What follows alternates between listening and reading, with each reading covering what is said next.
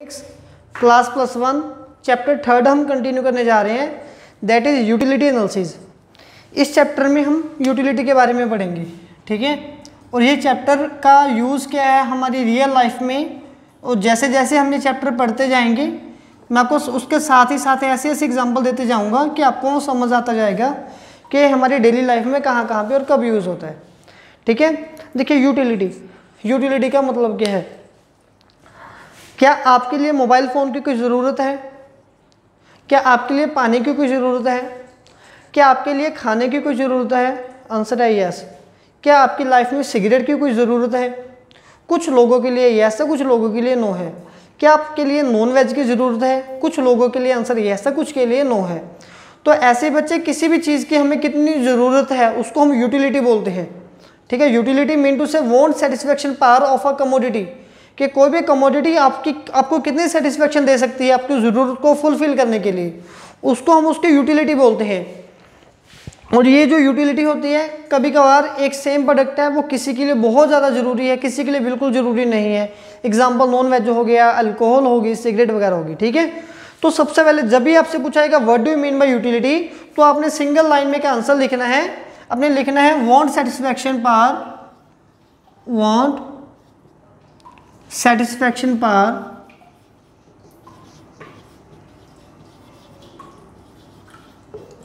Of a commodity is called utility. तो I hope ये example, ये मीनिंग आपको क्लियर होगा। यूटिलिटी का ये मीनिंग आपने हर बार लिख के ही रखना है, ठीक है। तो जो भी हमारे पास यूटिलिटी आती है वो हमेशा 2 टाइप की होती है।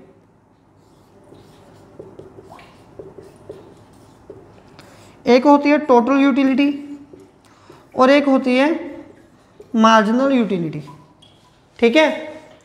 अब टोटल यूटिलिटी क्या है, मार्जिनल यूटिलिटी क्या है, इसको समझने के लिए पहले हम एक टेबल बना लेते हैं, ठीक है। तो यहाँ पे मैं टेबल बना रहा हूँ।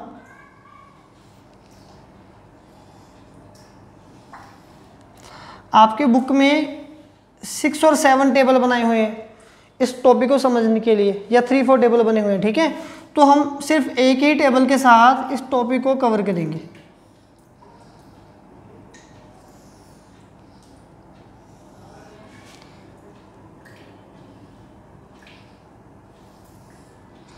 यहाँ पे मैं लिख रहा हूँ यूनिट्स ऑफ एक्स। एक प्रोडक्ट है जिसको आप कंज्यूम कर रहे हो। फॉर एग्जाम्पल अब अभी यहाँ पे समझो कि मुझे भूख लगी है, ठीक है, और मेरे सामने एप्पल पड़े हैं। तो जब तक मैं एप्पल को खाऊंगा नहीं मुझे सेटिस्फेक्शन नहीं मिलेगी, ठीक है। जब मैंने फर्स्ट एप्पल खा लिया तो मुझे कुछ % सेटिस्फेक्शन मिली होगी, कुछ मेरी भूख मिटी होगी, कम हुई होगी, एनर्जी मिली है, तो मुझे 10% यूटिलिटी मिल गई। ये क्लियर है।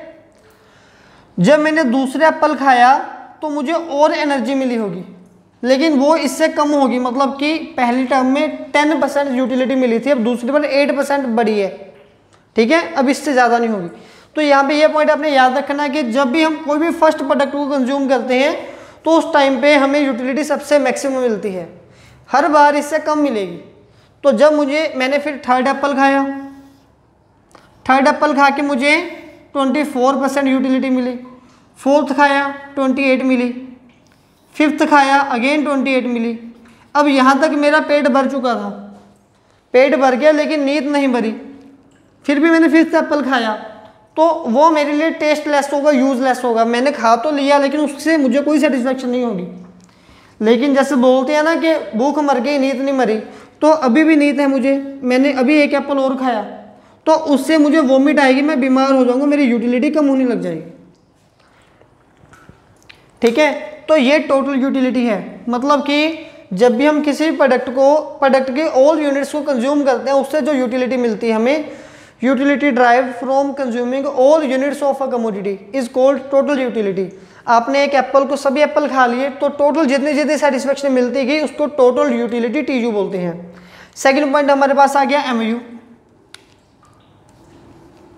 अब MU में क्या आएगा, MU क्या होता है, अब आप इनको माइनस करते जाओ। इस पूरी माइक्रो बुक में आपने मार्जिनल का मीनिंग याद रखना है, last minus second last.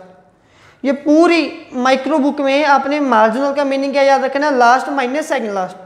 Margin का वैसे मीनिंग होता है कि चेंज क्या आया, तो जब आपने फर्स्ट एप्पल खाया तो 10 ही रहेगी, जब आपने सेकंड एप्पल खाया इन दोनों को माइनस कर दीजिए, 18 माइनस 10, तो कितना आंसर आएगा 8 का। तो आपको सेकंड एप्पल खा के 8 का मार्जिन मिला। थर्ड में इन दोनों को माइनस कीजिए 6, फिर इनको माइनस कीजिए 4, फिर इनको माइनस कीजिए 0, फिर इनको माइनस कीजिए -4। ये ठीक है। तो भी मार्जिनल यूटिलिटी का मीनिंग क्या हुआ, मार्जिनल यूटिलिटी का मीनिंग हमारे पास आएगा the change in utility bye consuming one more commodity is called marginal utility. Change in total utility bye consuming one more commodity of a product x is called marginal utility. जैसे ही हम एक new product को consume कर रहे हैं तो हमारी utility में कितना चेंज आ रहा है, या तो वो इंक्रीज पॉजिटिव है या वो नेगेटिव, उसको हम बोलते हैं TU। ठीक है, तो अभी बच्चे हम क्या करने जा रहे हैं, अभी हम 6 मार्क्स का एक क्वेश्चन कवर करने जा रहे हैं। मैं आपको एक ही क्वेश्चन, एक ही टेबल, एक ही डायग्राम से 2 क्वेश्चन कवर करवा दूंगा। ठीक है, तो वेरी फर्स्ट क्वेश्चन जो है हमारे पास that is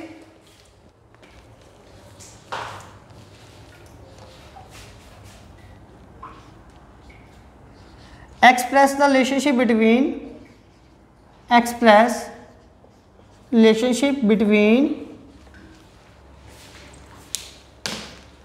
TU and MU।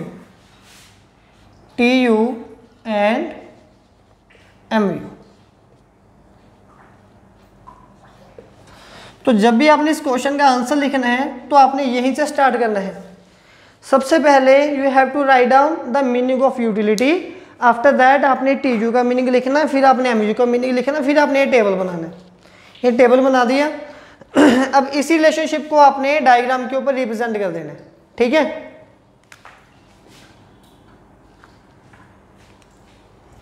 चलिए अभी मैं डायग्राम बना देता हूँ इसकी।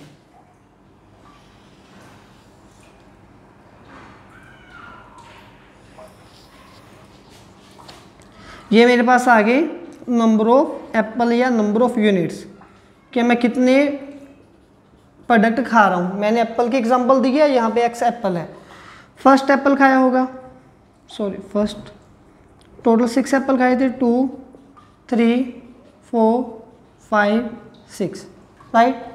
तो मैक्सिमम नंबर है 28। मैं 4 का डिफरेंस ले रहा हूँ, 4 8 12 16 20 24 नेक्स्ट 28।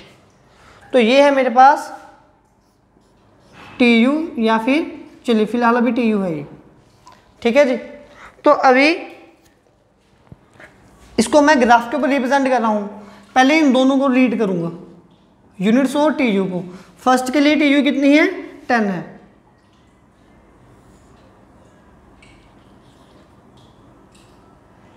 तो सेकंड के लिए TU मेरे पास कितनी है, 18।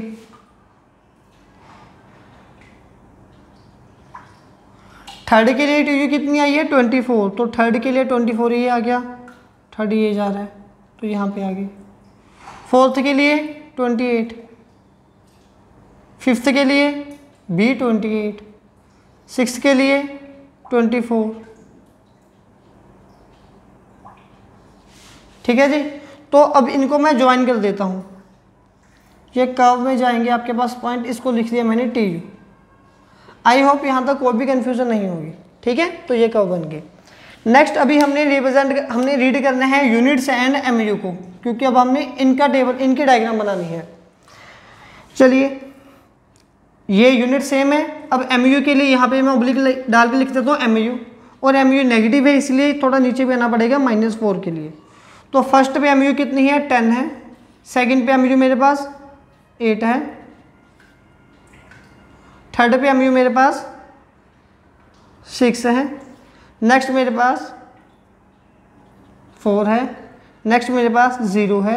6 के लिए मेरे पास -4 है। तो ये वाली लाइन मेरे पास आ गई MU की। ये डायग्राम क्लियर है।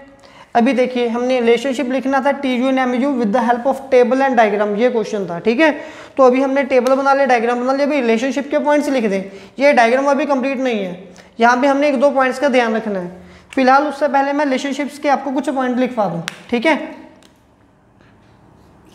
रिलेशनशिप वेरी फर्स्ट पॉइंट है TU can be obtained from mu।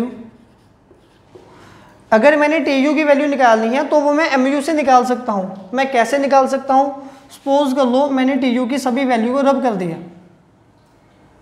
अभी आपके पास तो याद होगा कितनी कितनी वैल्यूज थी, तो इसको लर्न करने के लिए मैं क्या करूँगा, mu की सभी वैल्यू को ऐड कर देता हूँ। सबसे पहले यहाँ पे 10 आया, 10 + 8 18 आया, फिर 18 में 6 ऐड किए 24, फिर 28, फिर 28 में 0 ऐड किए 28, 4 माइनस किए 24। फिर दूसरा पॉइंट मेरे पास क्या आएगा, similarly mu can be obtained from tu, mu can be obtained from tu। How? अगर आपने mu की सेकंड टर्म निकालनी है तो आप क्या कीजिए, tu की सेकंड टर्म माइनस tu की फर्स्ट टर्म लिख दीजिए। सपोज करो ये वाली टर्म मिसिंग है, अब इसका कितना आंसर आएगा, mu सेकंड है तो सेकंड को फर्स्ट से माइनस कर दीजिए, 18 माइनस 10 कितने हुए 8। अगर आपने ये t4 फाइंड करना तो 4 माइनस 30 से माइनस कीजिए, 24 8 माइनस 24 कितने बने 4। अगर आपने जनरल फॉर्मूला लिखना तो आप ये लिख दीजिए कि mu(n) फाइंड होगा tu(n) माइनस tu(n-1), वो mu2 tu2 tu1 वाला ज़्यादा इजी है। थर्ड पॉइंट हमारे पास, आपने लर्न कुछ नहीं करना, ये पूरे टेबल से बन निकल रहा है सारा कुछ। अभी आप थोड़ा सा एक रिलेशनशिप रीड कीजिए, जब तक आपका mu पॉजिटिव है, यहाँ तक जब तक हमारा mu पॉजिटिव है तब तक हमारी tu हर बार इंक्रीज होते जा रही है ना। तो थर्ड पॉइंट बन गया when ever mu positive tu increasing. Fourth point में लिखूंगा वेन एवर mu हमारा 0 है तो हमारा tu मैक्सिमम है, इससे बड़ी वैल्यू कहीं पे भी नहीं है। When ever mu 0 tu is maximum, right. Fifth point में लिखने जा रहा हूं वेन एवर mu नेगेटिव, जब हमारा mu नेगेटिव आ गया tu स्टार्ट डिक्रीज।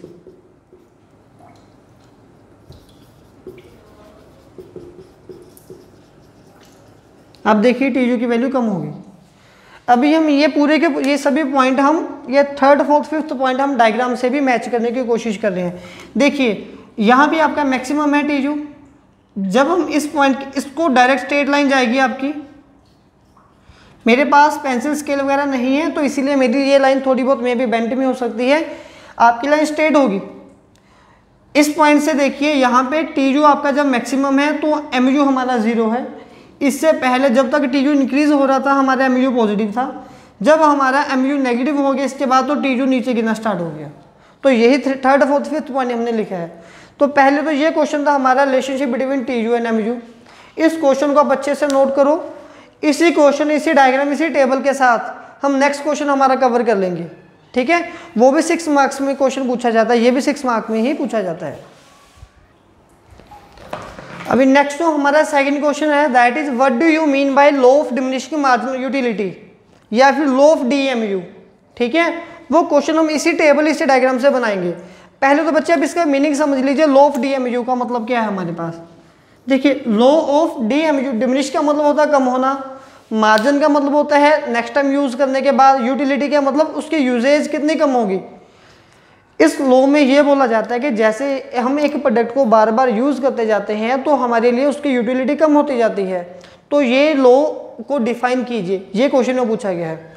देखो मान लो हम एक एक्टिविटी से समझ रहे हैं, अगर मैं किसी के घर जा रहा हूँ, मुझे बहुत गर्मी लग रही है, मैंने गेट को नॉक किया, बोला प्लीज़ एक गिलास पानी दे दीजिए, बहुत गर्मी लग रही है, बहुत प्यास लग रही है।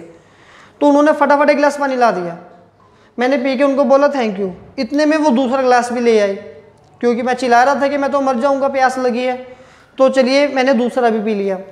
फिर उसी टाइम पर उन्होंने तीसरा गिलास भी ला दिया, थोड़ी बहुत ही आँखें निकाली, मैंने तीसरा गिलास भी पी लिया। फोर्थ गिलास फिफ्थ गिलास वो ले आए, फिर मैं क्या बोलूँगा कि मेरे ऊपर ही डाल दो ये पानी, इतना थोड़ा मैंने पीना, मर जाऊंगा।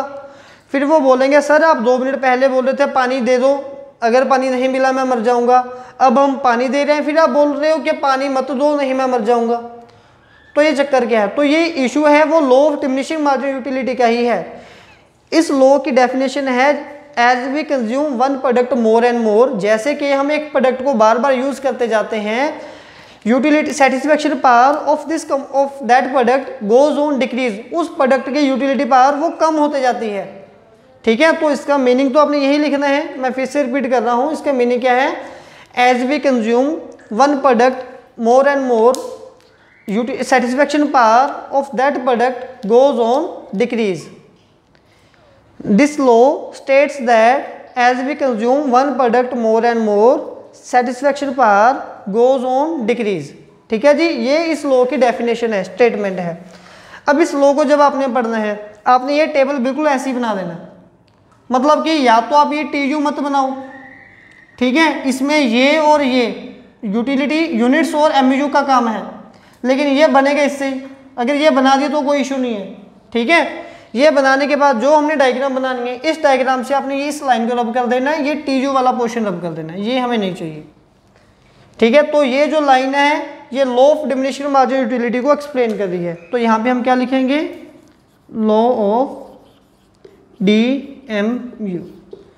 ठीक है, जैसे उसके रिलेशनशिप थे वैसे ही इस लॉ की 2 अजम्पशन हमारे पास, आपकी बुक में 2 हैं, वैसे वो काफ़ी सारी होती हैं। वेरी फर्स्ट एग्जाम्पशन हमारे पास क्या है? देखिए, आप लोग आज तक कितना पानी पी गए होंगे?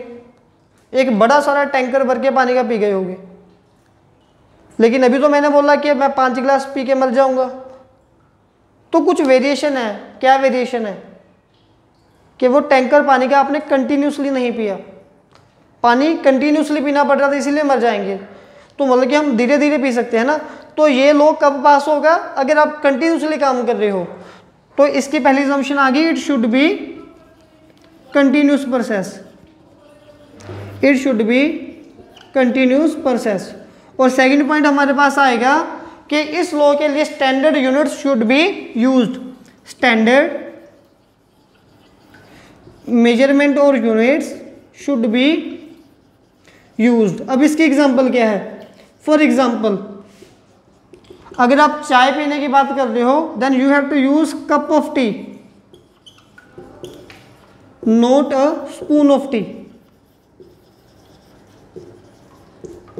अगर हम कोई एग्जांपल दे रहे हैं तो आप ये बोलो कि मैं 2 कप, 10 कप, 20 कप, 5 कप चाय पी रहा हूं। ये मत बोलना कि मैं 200 चम्मच चाय पी रहा हूं। तो चमचे में हमें पता नहीं कितनी चाय है। तो कप का जो स्टैंडर्ड यूनिट है, चाय का जो स्टैंडर्ड यूनिट है वो 1 कप है, 2 कप है, वो कप में मेजर की जाती है। ठीक है, आई होप ये टॉपिक आपको क्लियर हुआ होगा।